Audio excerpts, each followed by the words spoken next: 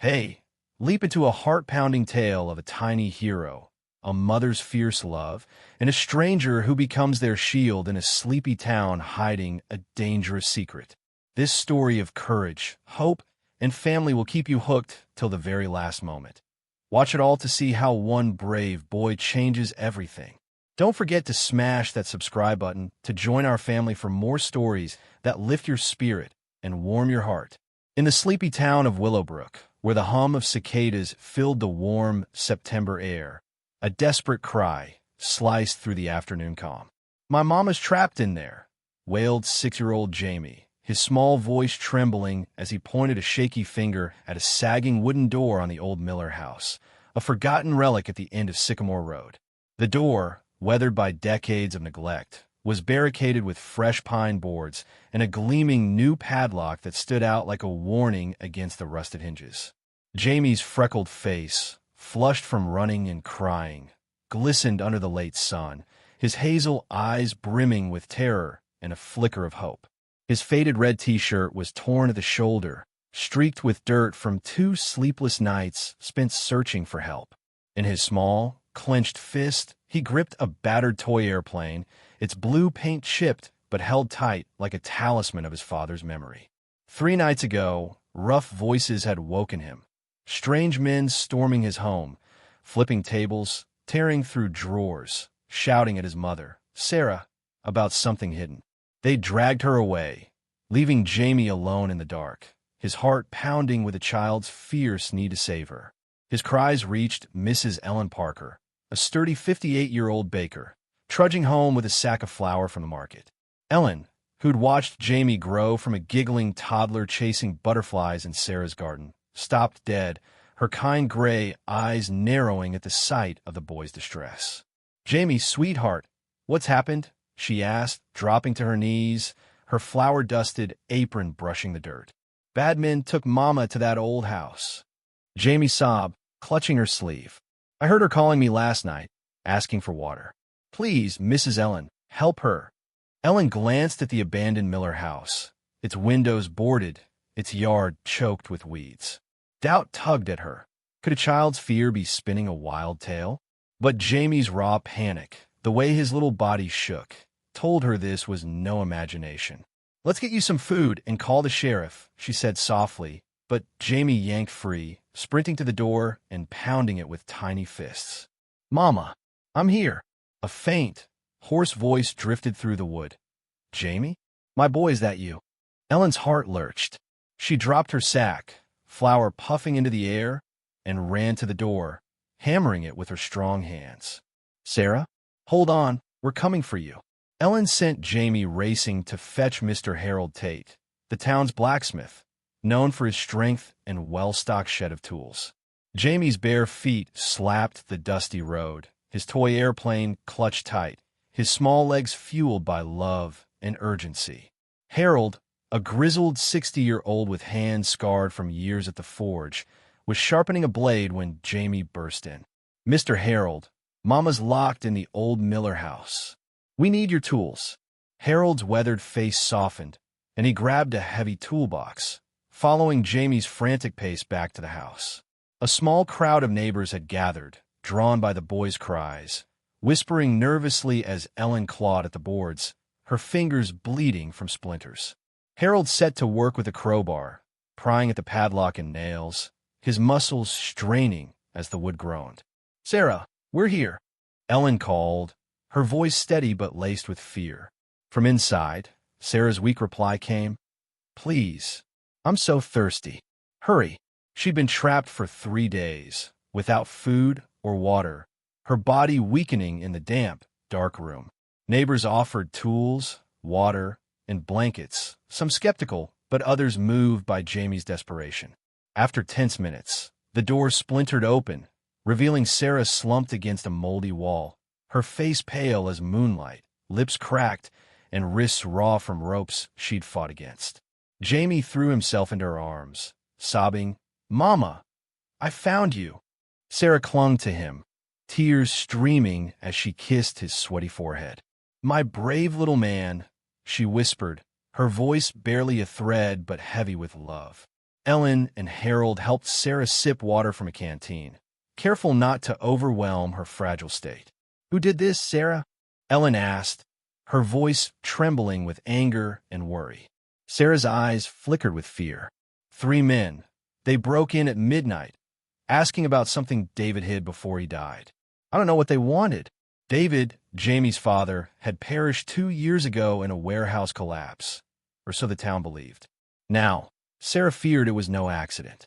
As the neighbors murmured, a sleek black sedan rolled up the dirt road, its polished surface glinting in the dusk. The engine hummed to a stop, and out stepped Margaret Holt, a 40-year-old philanthropist known for rebuilding schools across the county. Her tailored green jacket and steady brown eyes exuded calm authority.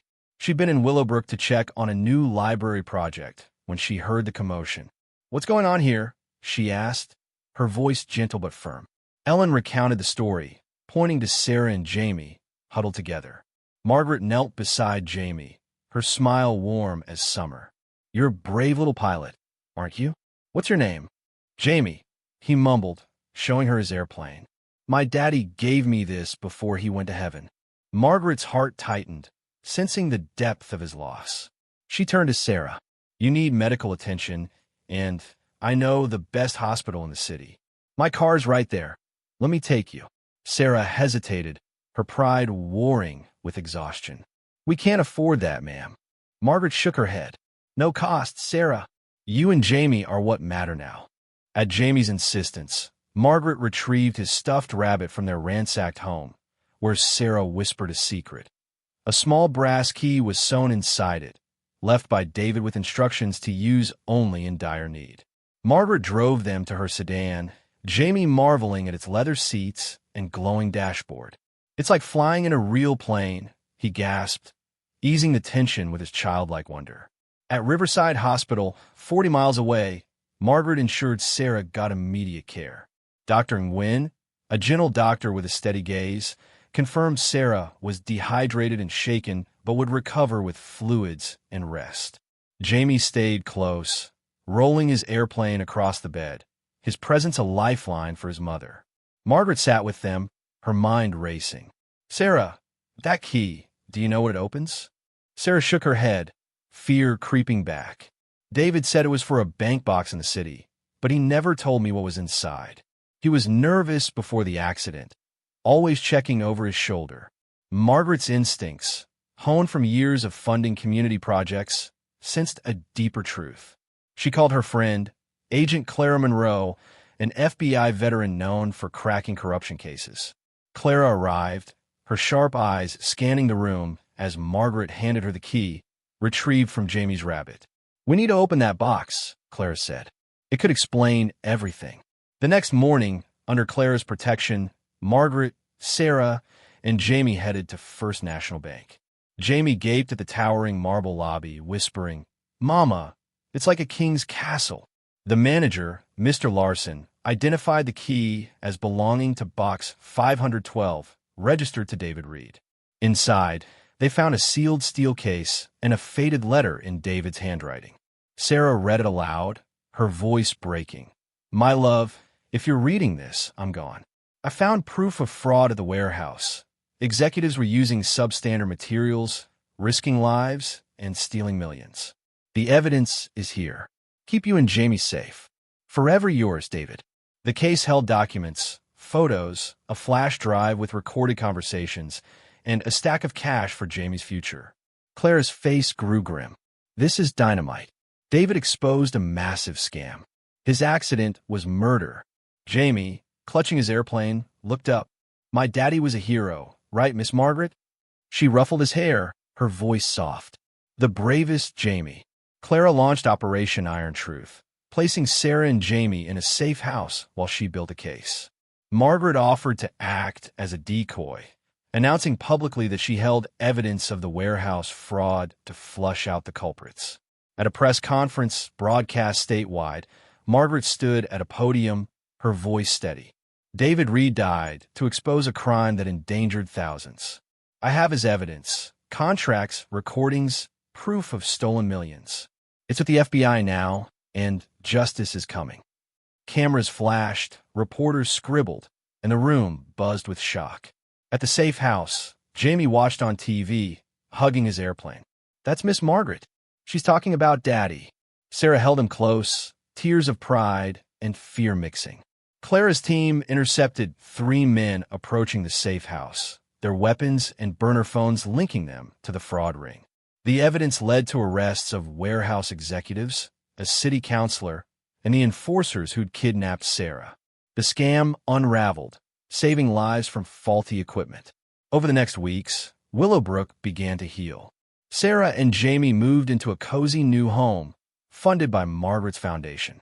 At a quiet dinner, Jamie set his airplane on the table, grinning. "Miss Margaret, you're our family now, right?" Margaret's eyes sparkled with warmth. "Forever, Jamie." Sarah squeezed her hand. "You gave us more than safety. You gave us a future." Outside, the town glowed under a starlit sky, its peace restored by a boy's courage, a mother's love, and a stranger's selflessness. For Margaret, the loneliness of her driven life was gone, replaced by a family she'd never expected but would cherish always. The nightmare had faded, giving way to a new dawn built on love, justice, and hope. What an incredible journey of bravery and heart. If Jamie's courage and Margaret's kindness moved you, hit subscribe to join our family for more stories that inspire and uplift. Share this tale with everyone you know, and let's spread hope together. See you in the next adventure.